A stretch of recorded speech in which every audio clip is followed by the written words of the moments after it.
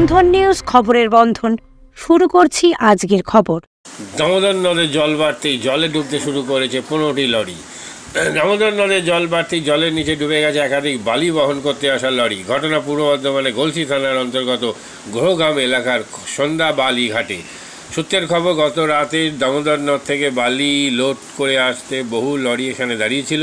যাদের বালি বোঝা হয়ে যায় তারা নদী থেকে বেরিয়ে যেতে সক্ষম হলো। নদীর ঘাটে আটকে পড়ে প্রায় 15টি লরি।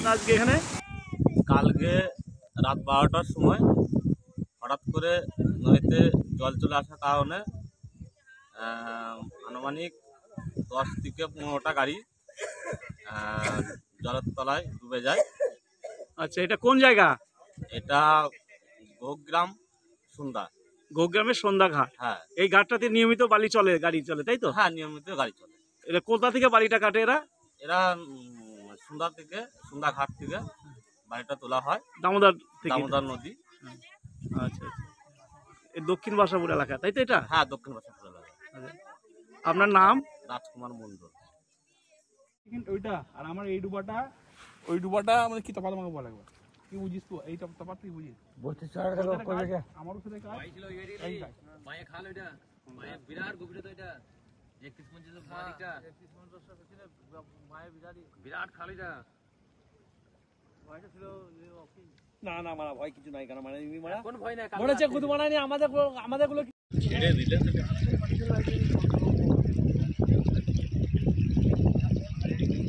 এই পানিটা যদি থাকতে কমে যায়, যে গাড়ি কমে দিয়ে ভালো কথা, তাহলে এরপর আবার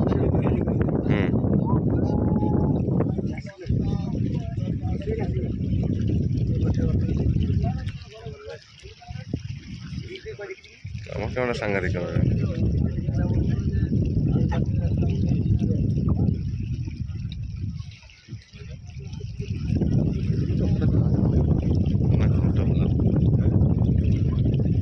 লাইটটা ভালো লাইটটা বাড়িয়ে দিলাম, লাইটটা কমানো আছে। জল করছে ওরা।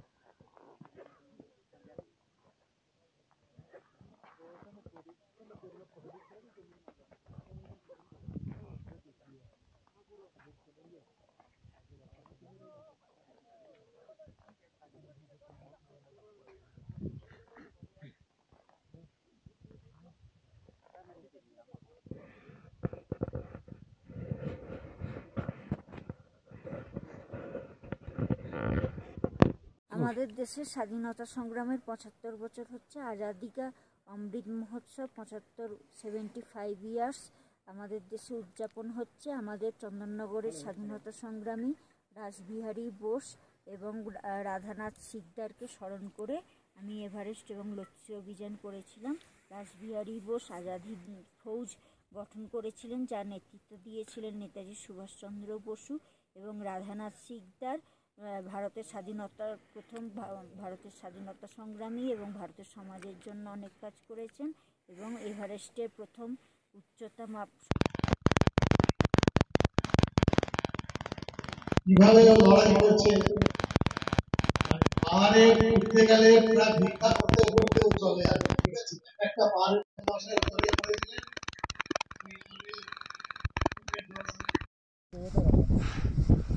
First Indian lady without oxygen, Dhaulagiri summit. Congratulations. Oh.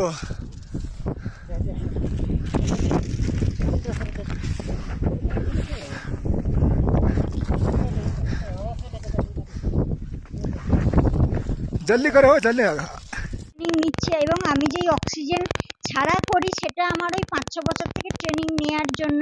এবং এই কিশলয় বইতে মা পড়িয়েছিলেন তেনজিং নরগে শেরপা এডমন্ড হিলারির এভারেস্ট বিজয় গল্পটা, সেইটা আমার যে মনে দাগ কেটেছিল, সেই থেকেই আমার পাহাড়ে ওঠার ট্রেনিং নেওয়া শুরু। এবং সেই যে হিমালয়ে গেলে আমার এত আনন্দ হতো, বাচ্চাবেলা থেকেই একদম 5-6 বছর বয়স থেকে এত দৌড়তাম, এক একদিনে 14-15 কিলোমিটারের ট্রেকিং থাকতো। তো সেখানে আমি দৌড়ে দৌড়ে এগিয়ে যেতাম, মা বাবা পিছিয়ে গেলে আবার দৌড়ে দৌড়ে খোঁজ দিয়ে আসতাম, পেয়ে গেলে আবার দৌড়ে দৌড়ে এগোতাম। এবং রাস্তার আশেপাশের যে খাড়াই পাথরের দেয়ালগুলো, সেগুলো বেয়ে বেয়ে আমি ওঠানামা করতাম। এই করে হয়তো ছোট থেকে আমার হার্ড লাংস যেভাবে তৈরি হয়ে গেছে, কারণ 8000 মিটার মানে 26,000 ফুটের ওপরকে বলা হয় ডেথ জোন। তার উপরে অক্সিজেন এত কম থাকে, মানুষ অক্সিজেন সিলিন্ডার নিয়েও তো অনেক মানুষ অনেক পর্বতারোহীদের জীবন চলে যায়।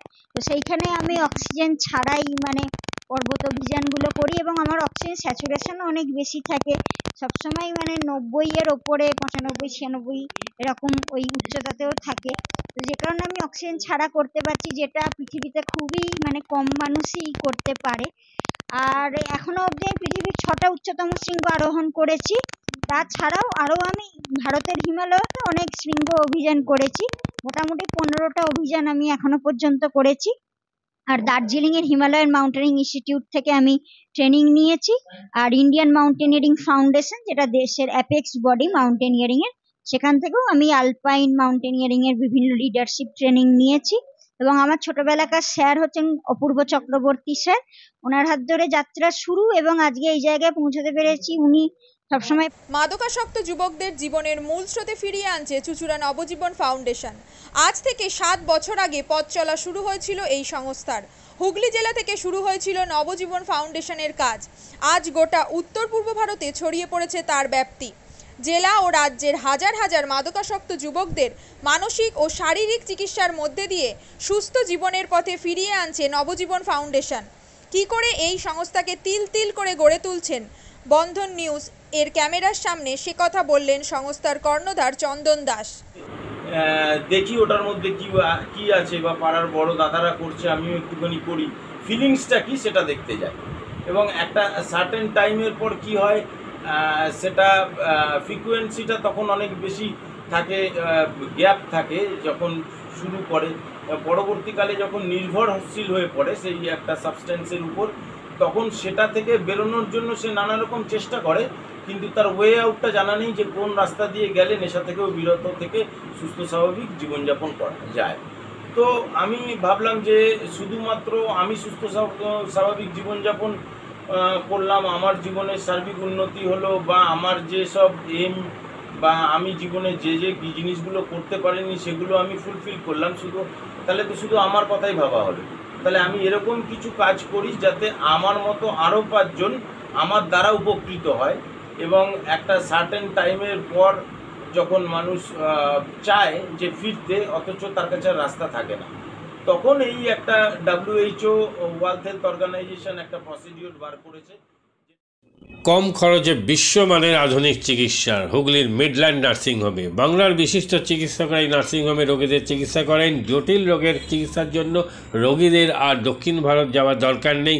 হুগলির মিডল্যান্ড নার্সিংহোমে পাওয়া যাবে বিশ্বমানের আধুনিক চিকিৎসা পরিষেবা। এখানে প্রসূতি মা ও সদ্যজাত শিশুদের বিশ্বমানের আধুনিক চিকিৎসা পদ্ধতিতে চিকিৎসা করে থাকেন গাইনো ও শিশু চিকিৎসকরা। দুপুর 12টা হোক বা রাত্রির 12টা, রোগীদের জন্য 24 ঘন্টা চিকিৎসা পরিষেবা বজায় রেখেছে হুগলির মিডল্যান্ড নার্সিংহোম। আমি ডক্টর মানস ঘোষ, আমি মিডল্যান্ড নার্সিংহোমের মেডিকেল ডিরেক্টর। বিশেষত্ব বলতে যেটা আপনি বললেন, একটা হচ্ছে NICU, নিউনেটাল কেয়ার ইউনিট। আমি বলতে পারি এটা আমাদের আশেপাশে হুগলি জেলায় নেই। নিউনেটাল মানে হচ্ছে যেটা বাচ্চা জন্মের পরেই প্রথম 28 দিনকে আমরা নিউনেট বলি, প্রথম ফার্স্ট 4 উইকস। তো এই সময়ে বাচ্চাদের সমস্ত রকমের চিকিৎসায় বলুন, বা তাদের দেহের গঠন বলুন, বা তাদের রোগগুলোই বলুন, সেগুলো সবগুলো অন্যান্য বাচ্চা মানে তার থেকে বড় বাচ্চার থেকে কিন্তু অনেকটাই আলাদা। এবং এই ক্ষেত্রে বাচ্চারা খুব সেন্সিটিভ হয়, বাচ্চাদের রোগ প্রতিরোধ ক্ষমতাও অনেক সময় কম থাকে, এবং এগুলোর জন্য স্পেশাল কেয়ার লাগে নিউনেট, এবং তাদের পুরো চিকিৎসা পার্টটা একটা আলাদাভাবে তৈরি হয় প্রথম 28 দিনের জন্য। আমরা এখানে চুঁচুড়া, বিশেষ করে চুঁচুড়া এবং হুগলিবাসীর জন্য এই জিনিসটা আমরা আনতে পেরেছি, যেখানে আমাদের বাচ্চাদের এই নিউনেটদের ক্রিটিক্যাল মানে খুব খারাপভাবে যে নিউনেটগুলো জন্মেছে বা যারা জন্মের পরে যারা হাঁপাচ্ছে বা যারা মেকোনিয়াম খেয়ে ফেলেছেন বা যাদের কোনো জন্মের পরে কোনো রকমের শ্বাসকষ্ট বলুন বা কোনো রকমের অসুবিধে হয়েছে বা জন্ডিস ধরা পড়েছে বা অন্য কোনো কমপ্লিকেশান হয়েছে, সেই ধরনের বাচ্চাদের চিকিৎসা করার জন্য উপযুক্ত ব্যবস্থা আমরা এখানে করতে পেরেছি। তার ভিতরে আমরা বলতে পারি আমাদের এখানে ওয়ার্মার আছে সাফিসিয়েন্ট, আমাদের এখানে 6টা বেডের জন্য ওয়ার্মার আছে এবং আমাদের এখানে ফটোথেরাপি মানে বাইলেয়ার ডবল সারফেস ফটোথেরাপি আছে যাদের কনজেনিটাল বা যাদের জন্ডিস ধরা পড়েছে তাদের জন্যে, এবং বাচ্চাদের ভেন্টিলেটার আছে আমাদের একদম নিওনেটদের জন্য।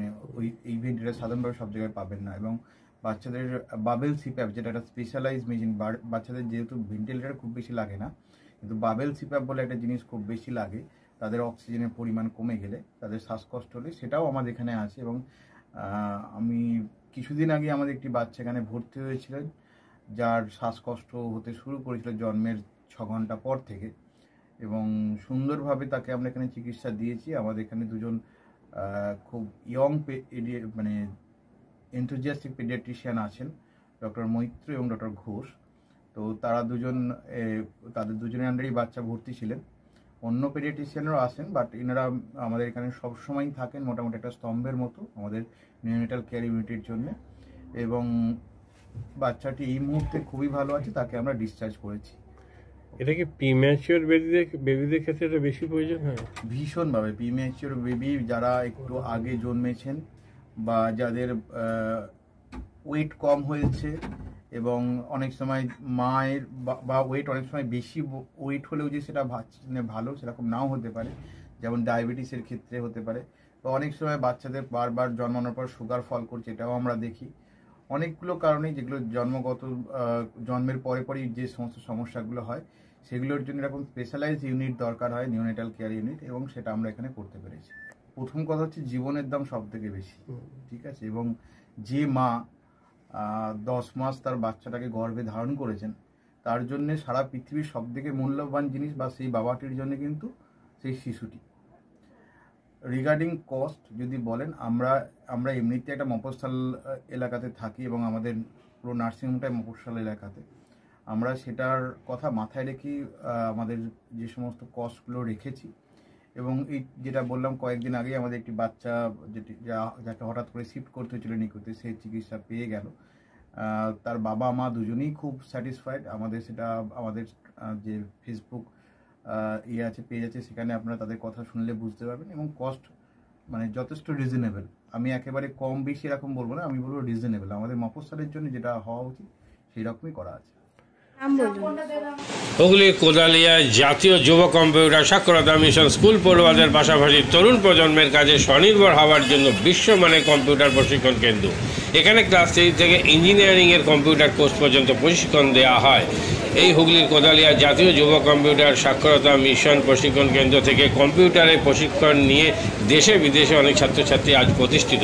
স্বল্প ফিতে ছাত্রছাত্রীদের বিশ্বমানের কম্পিউটার প্রশিক্ষণ দিয়ে এই কেন্দ্র এক বেঞ্চি দৃষ্টান্ত সৃষ্টি করেছে। বন্ধন নিউজের ক্যামেরায় ধরা পড়ল সেই দৃশ্য। নমস্কার, জাতীয় যুব কম্পিউটার সাক্ষরতা মিশন কোদালিয়া আগে জুনিয়র ফ্যাকাল্টি। এখানে ক্লাস 3 থেকে ইঞ্জিনিয়ারিং অবধি সমস্ত রকম কোর্স করানো হয় এবং তার সাথে সাথে প্রফেশনাল কোর্স যেমন সি++, Java, Power BI, Tally, GST, web development, app development, Power BI etcetera সব রকমের কোর্স করানো হয়, কম্পিউটার কোর্স করানো হয়। এখানে ইংলিশ মিডিয়াম এবং বাংলা মিডিয়ামে দুরকম স্টুডেন্টদেরই সব রকম কোর্স করানো হয়।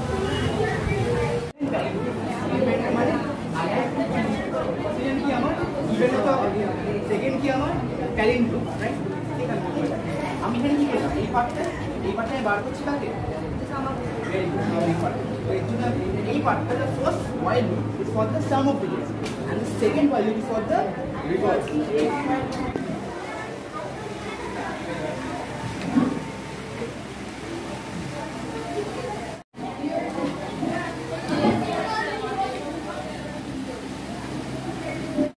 জীবনের নানা ওঠাপড়া যেন সহজে গায়ে না লাগে, তার জন্য আপনাদের পাশে রয়েছে ভারতীয় জীবন বীমা নিগম বা life insurance corporation of India.